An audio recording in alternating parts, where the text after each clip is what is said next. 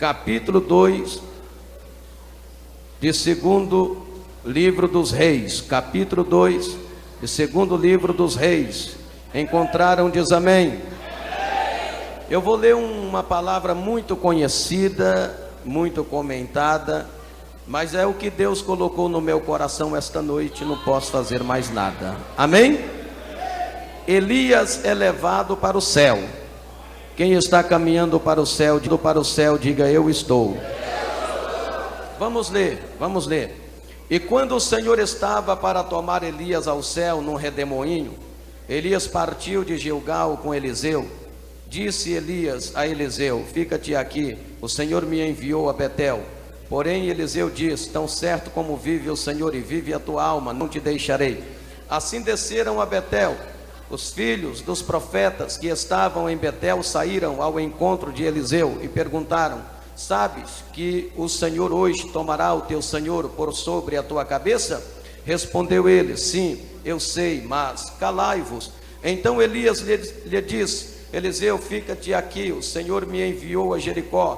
Porém ele disse: tão certo como vive o Senhor e vive a tua alma, não te deixarei. E assim foram a Jericó. Os filhos dos profetas que estavam em Jericó chegaram a Eliseu e perguntaram: sabes que o Senhor hoje tomará o teu senhor por sobre a tua cabeça? Respondeu ele: sim, eu sei, mas calai-vos.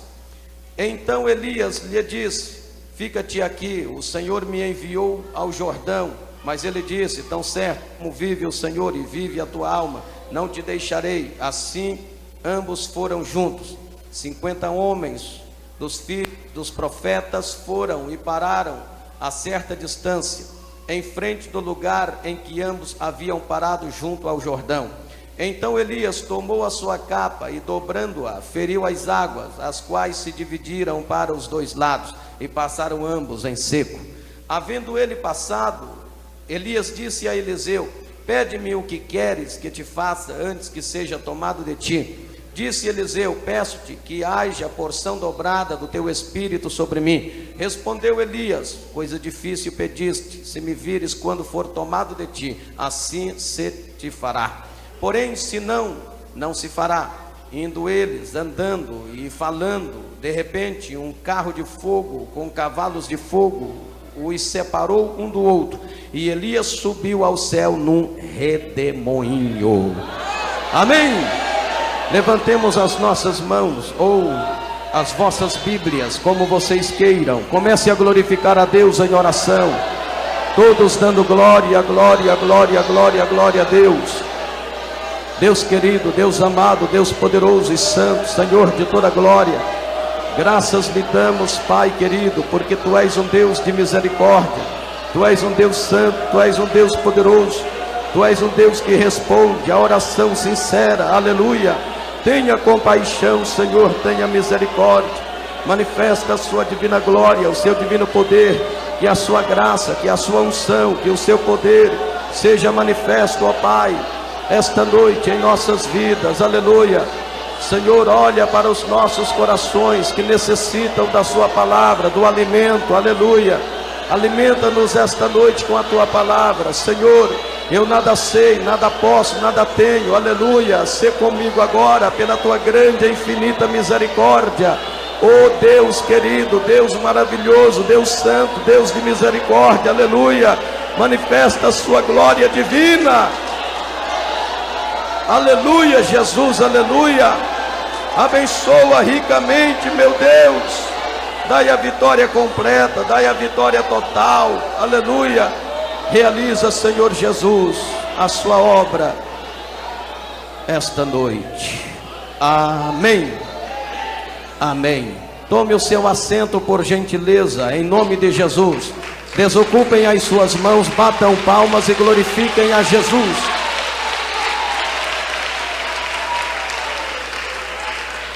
Glória a Deus. Amados irmãos, eu gostaria da vossa atenção, pois a palavra que eu quero vos trazer esta noite é uma palavra bastante conhecida. São coisas, o que eu vou falar são coisas que vocês já sabem, porém é sempre bom a gente relembrar as coisas boas. Sim ou não, meus irmãos? Nós lemos a Bíblia Sagrada e, por sinal, lemos o capítulo 2 do segundo livro dos Reis. É evidente, é óbvio que o arrebatamento de Elias figura o arrebatamento da igreja. Todos nós sabemos disso, que o arrebatamento do profeta Elias figura o arrebatamento da igreja. Mas não é sobre o arrebatamento de Elias, nem tampouco sobre o arrebatamento da igreja que eu quero falar esta noite. Esta noite eu quero falar sobre os 3 lugares onde Elias passou com Eliseu. Quero falar sobre Betel, sobre Jericó e sobre Jordão. O que significa para nós Betel? O que significa para nós Jordão? O que significa para nós Jericó? Amados irmãos, é evidente, conforme está registrado na Bíblia Sagrada, que Deus naquela ocasião estava para levar Elias. Deus estava para arrebatar o profeta Elias. E parece que Eliseu sabia disto. Eliseu tinha conhecimento de que Deus estava para levar o profeta Elias. Elias chega para Eliseu, sabendo que Deus ia levá-lo. Ele chega para Eliseu e diz o seguinte: Eliseu, fica-te aqui, porque eu vou a Betel. Eliseu olha para Elias e diz o seguinte: olha, tão certo como vive o Senhor e vive a tua alma, eu não te deixarei. Você vai a Betel, eu vou contigo a Betel. Você está disposto a ir a Betel? Eu também estou disposto a ir a Betel. Você está disposto a caminhar até Betel? Eu também estou disposto a caminhar até Betel com você. Eliseu não desgrudou de Elias, apesar de que Elias disse: fica aqui, porque eu vou a Betel. Mas ele disse: não, vive o Senhor, vive a tua alma, tão certo como vive o Senhor e a tua alma, eu irei contigo. Queridos, significa dizer que Eliseu estava disposto a caminhar com Elias até Betel. Eliseu estava disposto a ir até Betel com Elias. O que significa para nós Betel? Betel significa para nós casa de Deus. Betel significa para nós lugar do altar de Abraão. Betel significa para nós lugar sagrado, lugar de oração, lugar de comunhão estreita com Deus. Aleluia, glória a Deus. Quem está disposto a ir a Betel, está disposto a ir na casa de Deus. Quem está disposto a ir a Betel, está disposto a ir no lugar sagrado. Quem está disposto a ir a Betel, está disposto a ir no lugar de oração. Quem está disposto a ir a Betel, está disposto a ir no lugar de comunhão estreita com Deus. Quem está disposto a ir a Betel, está disposto a ir no lugar do altar de Abraão. Elias disse: fica aqui, eu vou para Betel, tão certo como vive o Senhor e vive a tua alma, eu irei contigo. Irmãos, crente tem que ter disposição para ir a Betel. Crente que não tem disposição para ir a Betel não pode ter sucesso na sua vida. Eu irei contigo.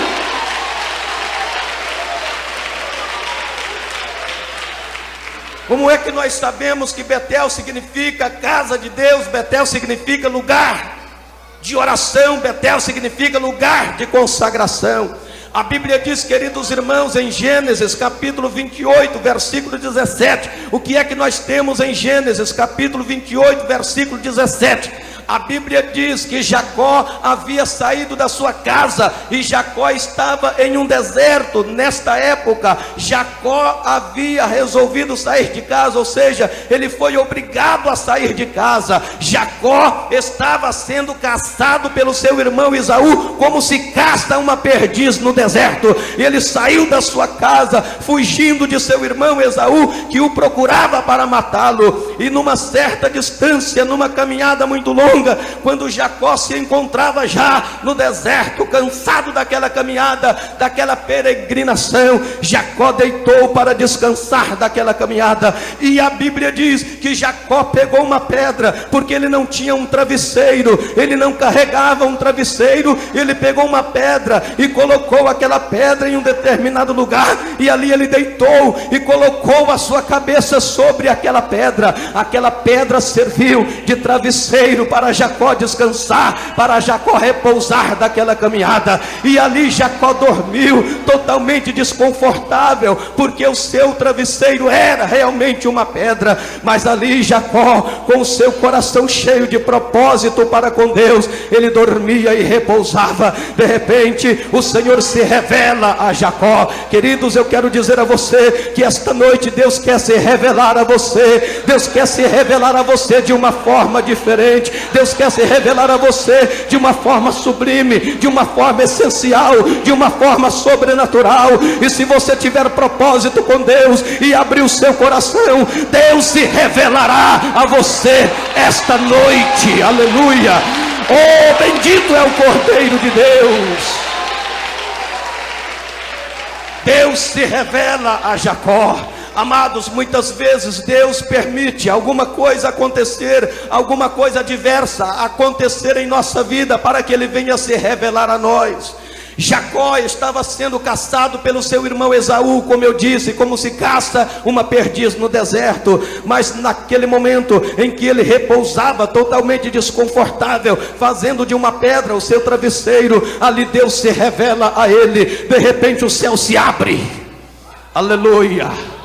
O céu se abre, e quando o céu se abre, de repente uma escada, e aquela escada vem descendo. A Bíblia diz que aquela escada toca no chão, cujo topo encosta no céu.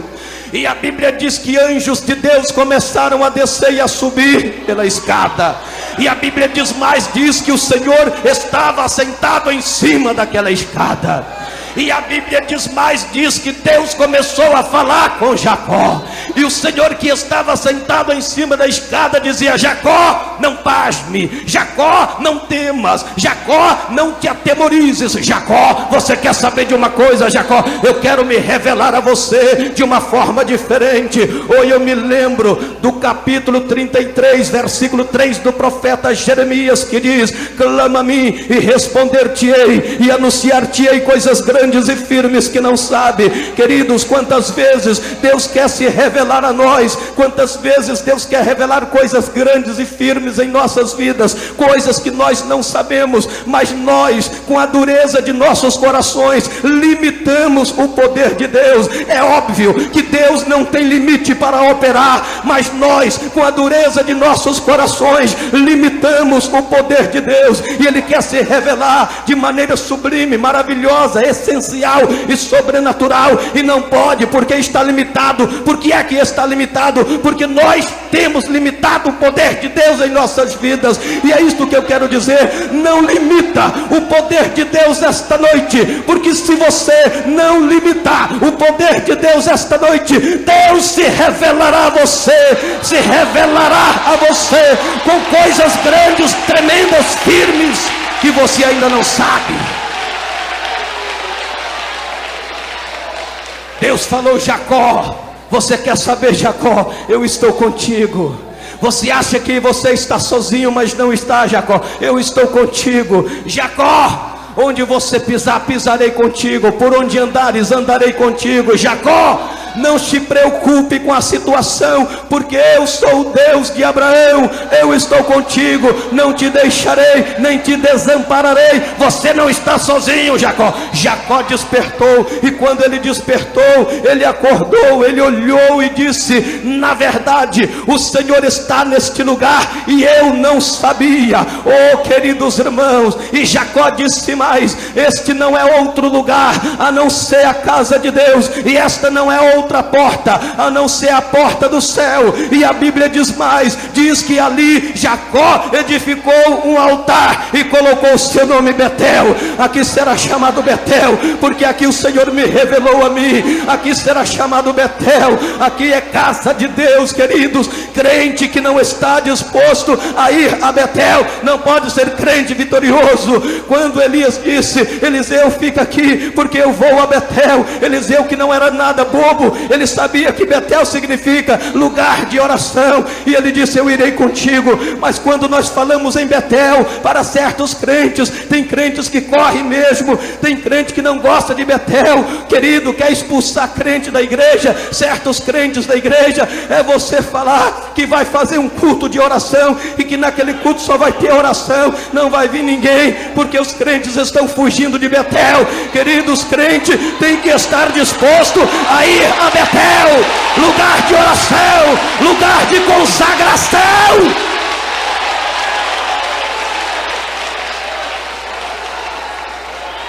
Eliseu não era nada bobo, não. Eliseu, fique aqui, tão certo como vive o Senhor, vive a tua alma, eu irei contigo a Betel. Eu irei contigo a Betel. Amados irmãos, esta noite você pode fazer deste lugar Betel. Você pode fazer lá do seu quarto de dormir Betel. Você pode fazer de uma montanha Betel. Quando você sobe no monte para ficar a sós com Deus em oração ou em conjunto, ali você está em Betel. Quando você dobra o seu joelho no seu quarto de dormir, ali você está em Betel. Quando o Senhor desperta você de madrugada para orar, o Senhor está mandando você ir a Betel. Quantas vezes o Senhor nos desperta pela madrugada e manda que nós vamos a Betel, e você acorda, a gente acorda e diz assim: não, eu estou cansado demais, eu acordei ainda com sono, e está me dando uma vontade de levantar e orar, mas não, você está cansado com sono, e você acaba dormindo de noite e de novo, e não atende o mandado de Deus, o chamado de Deus. Foi Deus despertando você para você ir a Betel, mas nós temos fugido de Betel, nós temos fugido do lugar de oração, nós temos fugido do lugar sagrado, nós temos fugido do lugar de comunhão estreita com Deus. Mas Deus está dizendo esta noite: filhos, eu quero vê-los em Betel, eu quero vê-los em Betel, eu quero vê-los em Betel, eu quero vê-los em Betel, eu quero vê-los em Betel.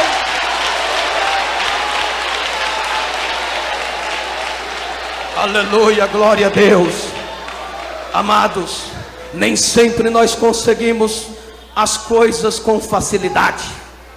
Nem sempre nós conseguimos as coisas com facilidade.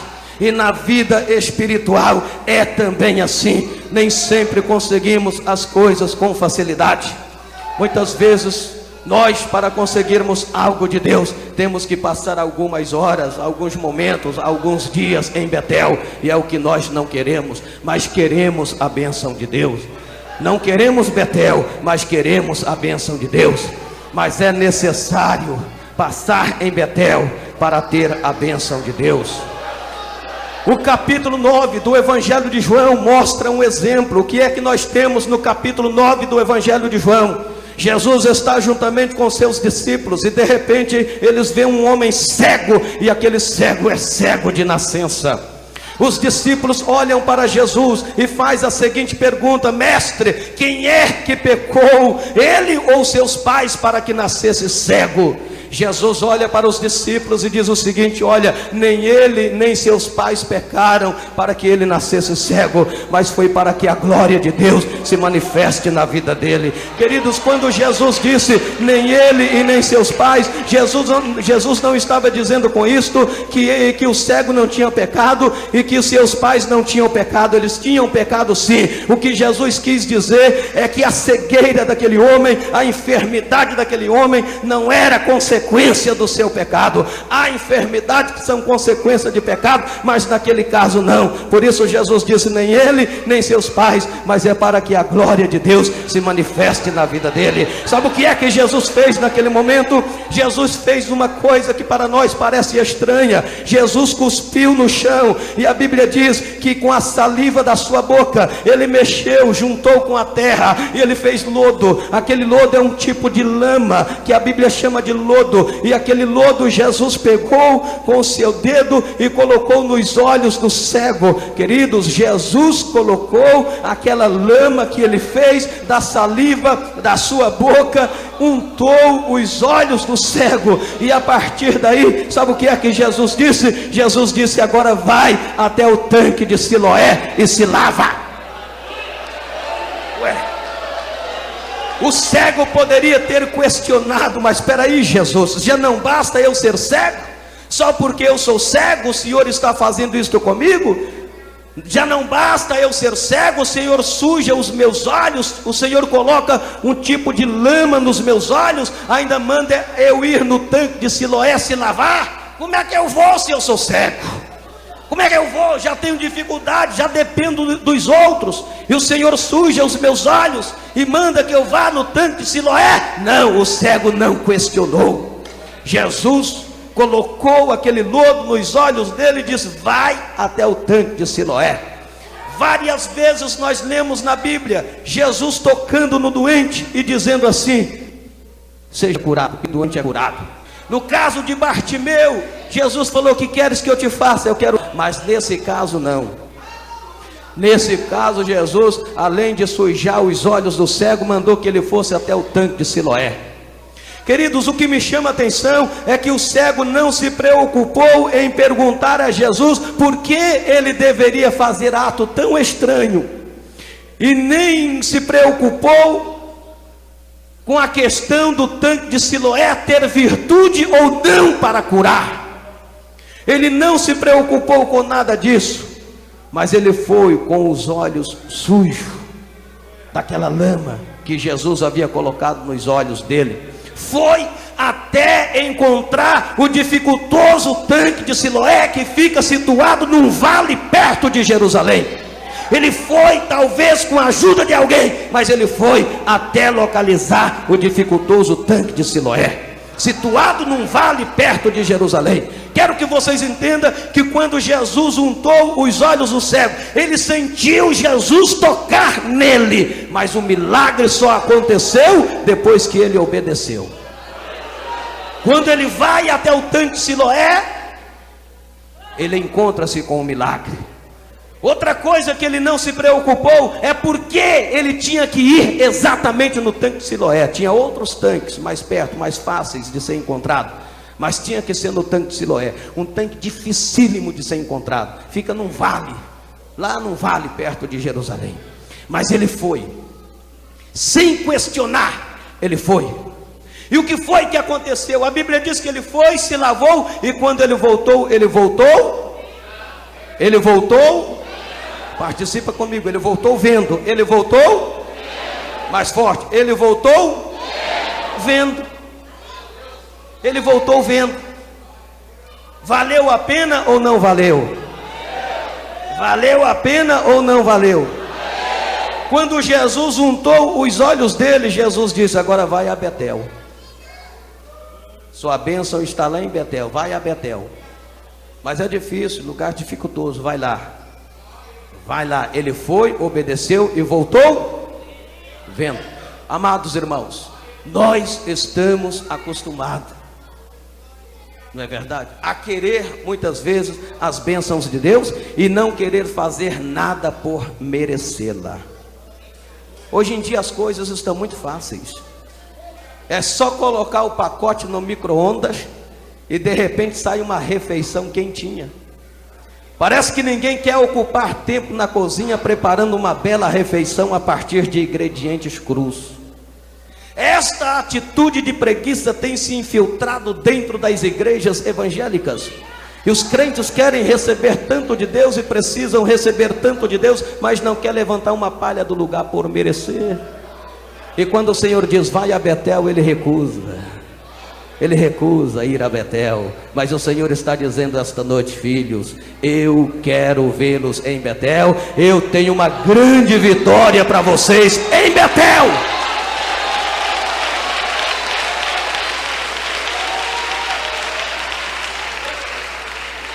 Quero que vocês entendam que Jesus colocou lama nos olhos cegos. Irmãos, a oftalmologia afirma que os olhos é a parte mais sensível do corpo humano. Afirma a oftalmologia que os olhos é a parte mais sensível do corpo humano. Mas nesse caso Jesus joga por terra a regra da oftalmologia. Porque Jesus não precisa de regra de oftalmologia, não precisa de regra de ninguém para operar milagre. Ele opera da forma que Ele quer operar. Ele tem poder para operar. Ele faz isso, tem feito e tem prazer em fazer. E esta noite, Jesus está dizendo que tem uma grande vitória para você em Betel. Eliseu, fica aqui porque eu vou a Betel. Tão certo como vive o Senhor e vive a tua alma, eu irei contigo. Quantos estão dispostos a ir a Betel? Levanta a sua mão e glorifique o santo nome de Jesus. É como se Elias dissesse: olha, você sabe quanto tempo eu vou ficar de joelho lá em oração? Não me interessa. Se você ficar meia hora de oração lá na casa de Deus, eu fico contigo. Se você ficar 1 hora de joelho, eu fico contigo. Se você orar 2 horas, eu oro contigo. Eu não quero é desgrudar de você.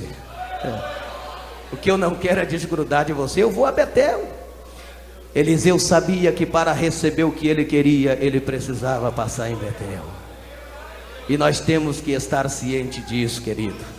Para ser o que nós queremos ser, nós precisamos passar em Betel. Eu repito, quantas vezes Deus permitir, Deus está dizendo esta noite: filhos, eu quero vê-los em Betel. Quero vê-los mais tempo em Betel. Quero vê-los mais tempo em oração. Quero vê-los mais tempo em consagração. É a palavra de Deus para você. Mas quando Elias chega em Betel, de repente, Elias olha para Eliseu e diz: Eliseu, fica aqui porque eu vou para Jericó. Eliseu diz: olha, tão certo como vive o Senhor e vive a tua alma, eu irei contigo a Jericó. Mas espera aí, Eliseu, eu vou a Jericó. Ele disse: eu estou disposto a ir a Jericó com você. Irmão, sabe o que é que significa para nós Jericó? Jericó significa lugar de batalha. Jericó significa lugar de guerra. Jericó significa lugar de combate. Crente não pode fugir das lutas. Crente tem que enfrentar Jericó. Como é que nós sabemos que Jericó para nós significa, neste caso, lugar de luta, de batalha travada? Josué capítulo 6, a Bíblia diz que Jericó estava cerrada, ninguém entrava e ninguém saía. E Deus chegou para Josué e disse: olha, Josué, você quer saber? Eu entrego em tuas mãos Jericó, seu rei, seus exércitos e seus valentes. Quero que você entenda que Jericó naquela época era uma das maiores fortalezas do mundo. Jericó era uma das maiores fortalezas do mundo daquela época. Falar em Jericó, gente tremia nas bases. Mas Deus falou com Josué no capítulo 6: Josué, eu entrego Jericó, seu rei e seus valentes. Faça o que eu te mandar e enfrenta Jericó, porque eu entrego Jericó na sua mão. E o Senhor está dizendo aqui esta noite: filhos, vocês estão em Jericó, não se preocupa, eu entrego Jericó, seu rei e seus valentes na vossa mão. Oh, glorifica o nome do Senhor, porque Ele vive e reina, aleluia.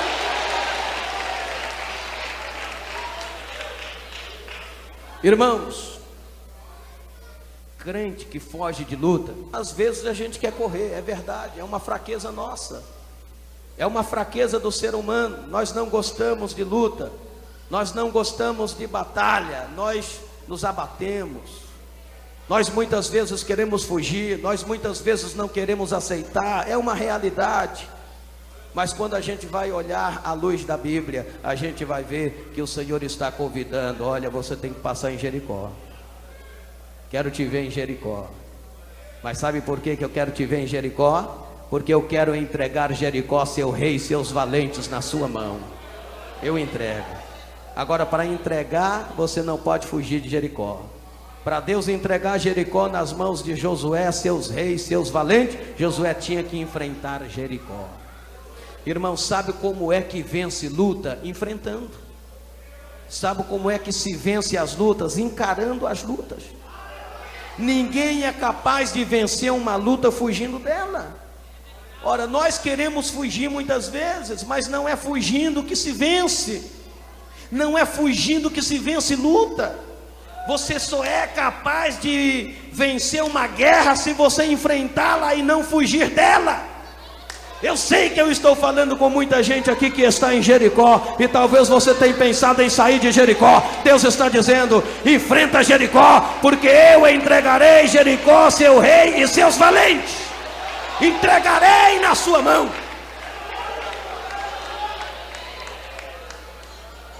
Amados, quantas vezes o vento da adversidade bate forte no barquinho da nossa vida, e muitas vezes há falência no comércio.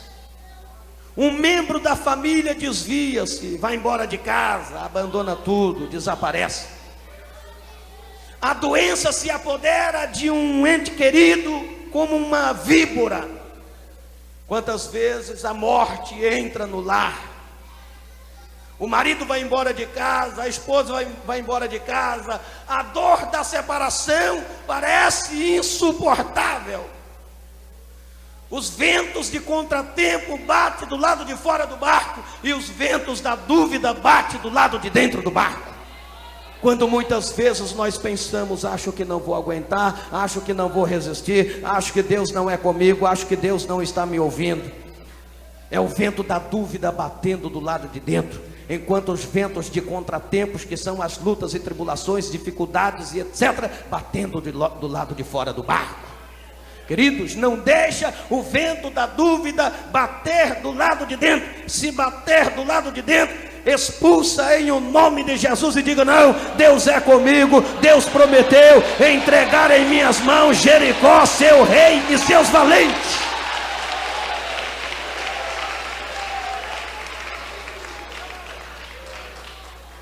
Sabe, nós estamos acostumados a fazer a seguinte oração: nós chegamos para Deus e muitas vezes ajoelhamos até e falamos: Deus, olha o tamanho do meu problema, Deus, olha o tamanho do problema que eu estou enfrentando, Deus.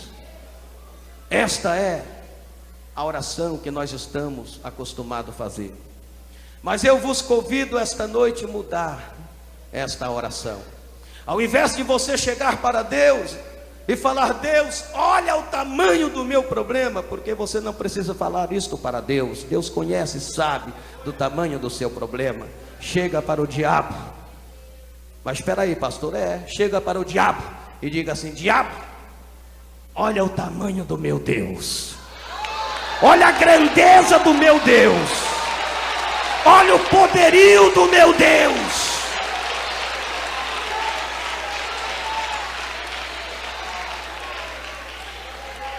Sabe por quê? Deus não precisa saber do tamanho, nós não precisamos mostrar para Deus o tamanho dos nossos problemas, porque Ele sabe do tamanho dos nossos problemas. Agora o diabo muitas vezes esquece do tamanho do nosso Deus. Ele coloca tropeço, ele coloca um monte de embaraço no nosso caminho, como se Deus não fosse conosco, como se o nosso Deus fosse um Deus diminuta, um Deus mesquinho, um Deus pequeno. Então você chega para ele e diga: olha, Satanás, você conhece o tamanho do meu Deus? Olha o tamanho, a grandeza do meu Deus. Enquanto você está preocupado em levantar tempestade na minha vida, este Deus grande dedica-se a acalmar todas as tempestades da minha vida. Se você crê nisso, levanta a mão e glorifique o santo nome de Jesus.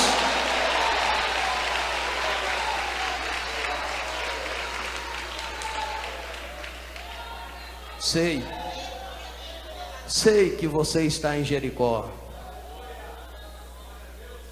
Há momentos em nossas vidas que certas circunstâncias adversas são inevitáveis.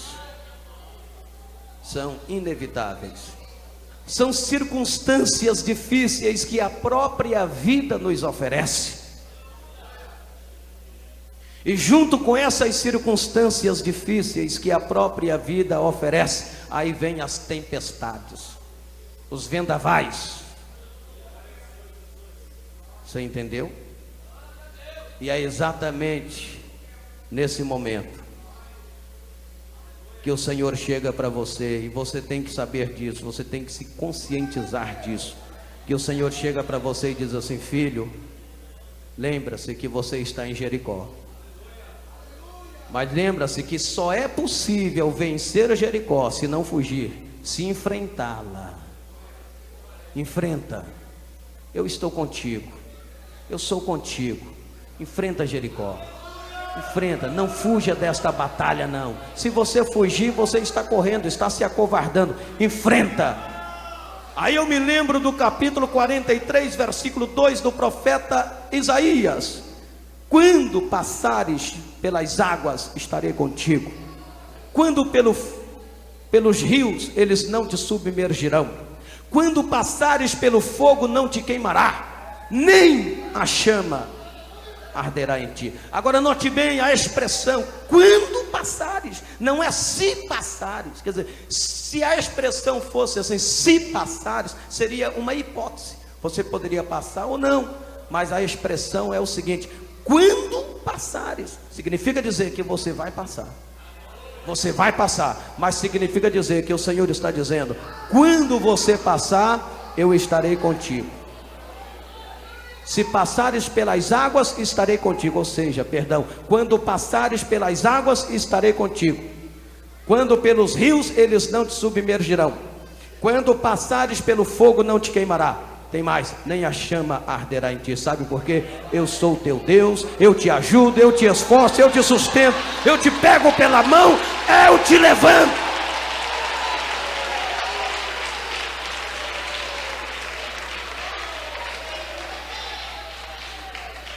Então saiba que Deus está contigo nesta batalha. Diga isso. Olha para a pessoa que está do seu lado e diga assim: não desanima não, que Deus está contigo. Fala isso.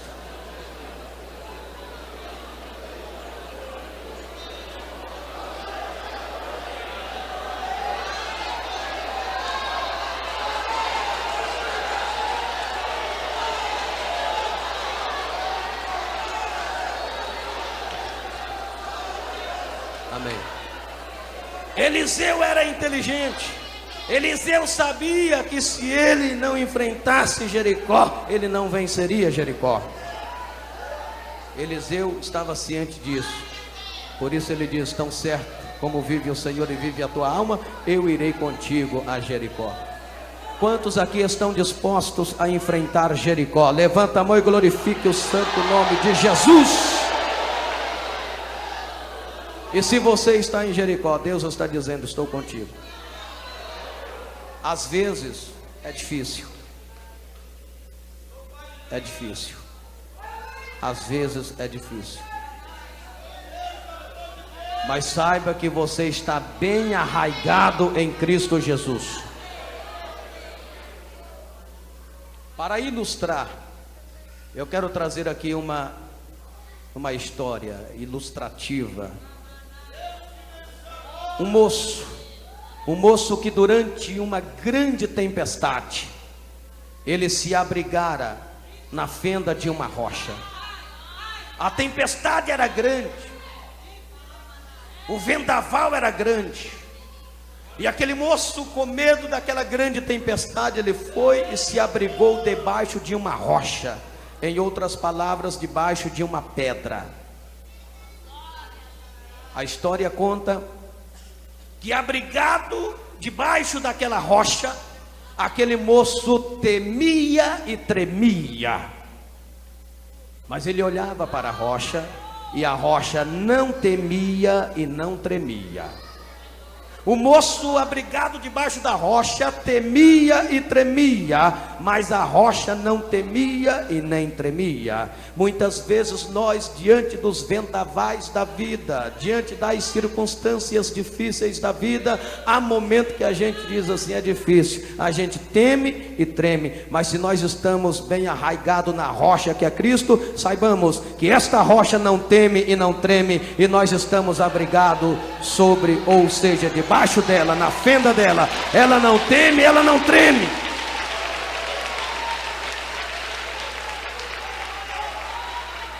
E quem está com a sua vida escondida na fenda desta rocha que é Cristo, levanta a mão e glorifica a Deus.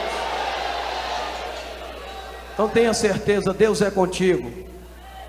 Você pode até certos momentos da vida temer e tremer, mas a rocha na qual você está abrigado, na fenda dela, não teme, não treme. Deus é contigo.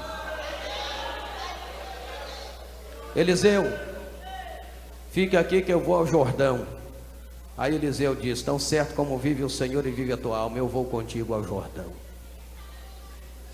Eu vou contigo ao Jordão. Eu já vou encerrar, tá bom? Queridos, sabe o que significa para nós Jordão? Jordão significa para nós lugar de arrependimento.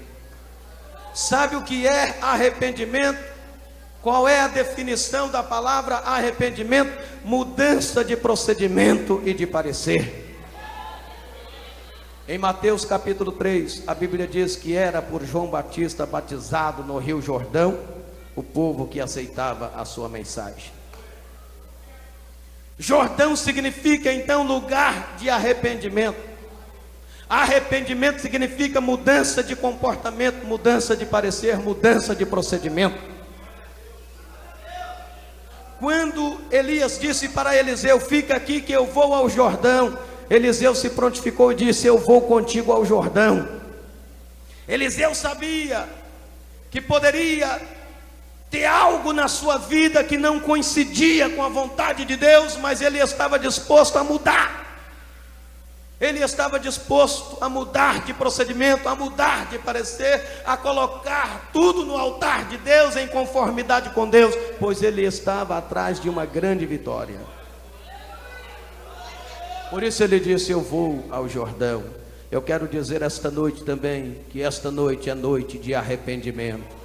É noite de mudança de parecer, mudança de comportamento, mudança de vida. É noite de arrependimento. Eu repito, Eliseu estava disposto a mudar tudo aquilo que existia na sua vida que não coincidia com a vontade de Deus. Ele estava disposto, e nós temos que estar dispostos a mudar tudo na nossa vida que não coincide com a vontade de Deus. Quantos estão dispostos a isto? Levanta a mão e glorifique o nome de Jesus. Para não prolongar mais, eles chegaram ao Jordão. E quando chegaram diante do Jordão, a Bíblia diz que Elias pegou a sua capa e tocou nas águas do Jordão, e as águas se dividiram e eles passaram por terra seca. Chegou do lado de lá do Jordão. Do lado de lá do Jordão. Quando chega do lado de lá do Jordão, acredito eu, isto é uma analogia minha, Eliseu encostou mais em Elias. Sabe por quê? Ele sabia o que estava para acontecer. Tanto é que quando ele passou em Betel, em Jericó e no Jordão, os filhos dos profetas chegaram para ele e disseram: olha, você sabe que hoje o Senhor vai arrebatar o teu Senhor, que no caso era Elias. Ele disse: eu sei disso, ó, calai. É por isso que eu estou encostado nele, e eu não deixo ele por nada. Eliseu queria uma grande vitória, e sabia que Elias estava para ser levado. Ele encostou, chegando lá no Jordão, aí que ele colou mesmo em Elias. Eu acredito, queridos irmãos, Elias, sabendo que tinha que ter uma distância considerada, Deus estava para levá-lo. Acredito eu que Elias fugia de Eliseu, mas Eliseu ia em cima e encostava nele. Ele vinha para cá, Eliseu vinha junto. Eliseu: dá um tempo aí, não dou não, eu quero ficar junto de você, não sou bobo. Espera aí, Eliseu, fica aí um pouquinho, não fico não. E Eliseu colava nele. De repente Elias olha para o céu se abre. Eliseu olha também, o céu aberto. Vamos criar um cenário aqui. Eu gosto muitas vezes de criar um cenário na mensagem. Olha para o céu. Olha, tem medo de olhar para o céu? Olha para o céu. E Elias olhou para o céu e de repente o céu se abre. De repente vem descendo assim como se fosse algo de fogo. De longe não dava para ver direito, mas era um carro de fogo. E aquele carro de fogo vem descendo. Eu imagino Elias olhando, mas Eliseu também está olhando. E aquele carro de fogo vem descendo. E acredito eu que Elias vai se afastando de Eliseu, mas Eliseu vai colando. Elias vai chegando para cá, mas Eliseu chega junto. Eliseu está colado em Elias e não deixa Elias por nada. E o carro de fogo está chegando, mas Eliseu está colado em Elias. O carro de fogo está chegando. Queridos irmãos, imagine você, Elias olhando e o carro de fogo descendo, Eliseu olhando e o carro de fogo descendo, Elias sabendo que ia subir e querendo arredar um pouquinho de Eliseu, e Eliseu indo atrás, encostando, grudando em Elias. De repente desce o carro de fogo. Sabe como é que o carro de fogo desceu? O carro de fogo desceu estando... Um minutinho só, estando Elias e Eliseu assim, ó, porque Eliseu grudou assim, ó, grudou mesmo. Chega para lá, Gerson, chega para lá, eu vou junto. Chega para cá, eu vou junto. Eliseu grudou. Aí vem o carro de fogo, Sabe onde o carro de fogo desceu? Aqui, ó, no meio. Separou Elias e Eliseu. Aí o carro de fogo separou, Eliseu está lá, Elias está aqui. E aí quando o carro de fogo separou um do outro, sabe o que veio? A Bíblia diz, veio um redemoinho. Aquele redemoinho envolveu Elias. Antes, para ir na sequência, quando o carro de fogo estava se aproximando, Elias ainda colado em Eliseu, Elias disse assim, Eliseu, o que você quer? Pede logo o que você quer antes que eu seja tomado. Eu quero porção dobrada do teu espírito. Dura coisa pediste. Se me vires quando for tomado, assim se te fará. Se não vê, meu amigo. Você está vendo? Está vendo? Não. Então não vai receber. Mas Eliseu viu. Dura coisa me pediste. Se me vires quando for tomado de ti, assim se te fará. Queridos, para receber porção dobrada do Espírito, tinha que ter visão espiritual. Geazi não tinha, mas Eliseu tinha. Geazi não tinha, mas Eliseu tinha.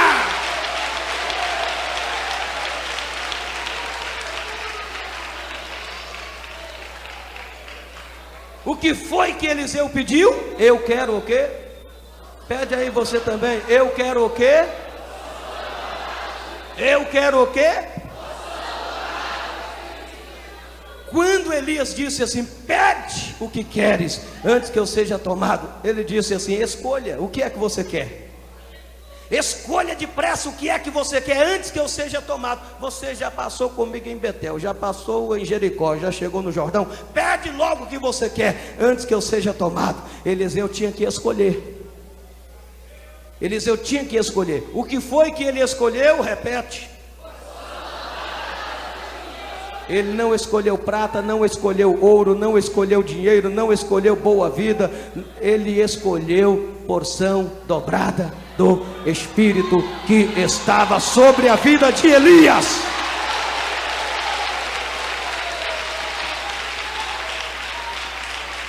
Sabe o que significa isso? Eliseu tanto admirava o poder, o caráter e a espiritualidade de Elias que quis ser igual a ele. Ele admirava tanto o poder, o caráter e a espiritualidade de Elias que ele quis ser igual a Elias. Condição para receber: se me vires quando for arrebatado. Eliseu necessitava então de quê? De visão espiritual. Geazi não podia ver o carro de fogo, mas Eliseu podia ver, porque Eliseu tinha visão espiritual. O carro de fogo então desceu, separou um do outro, e Elias subiu em um.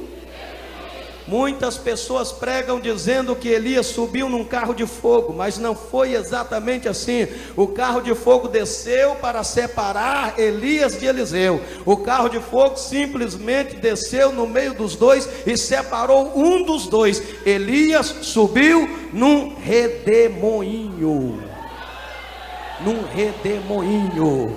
E o que foi que Eliseu pediu?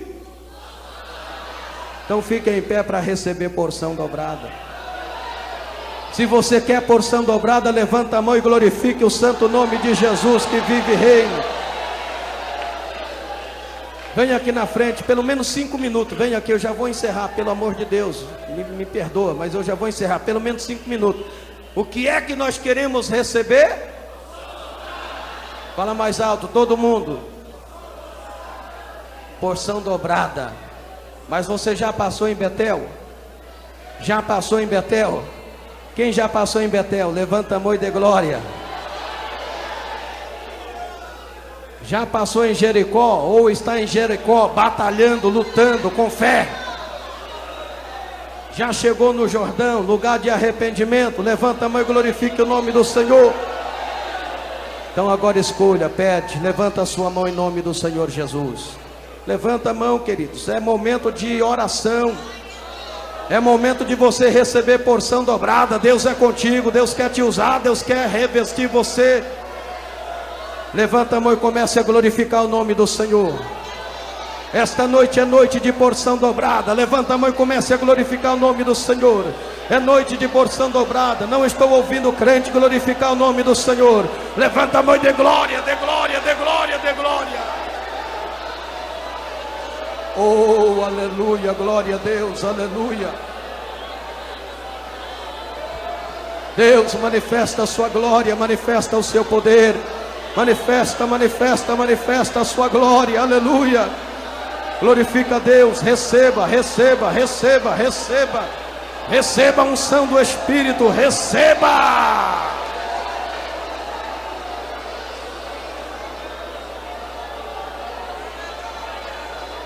Receba a igreja, receba a unção do Espírito, porção dobrada.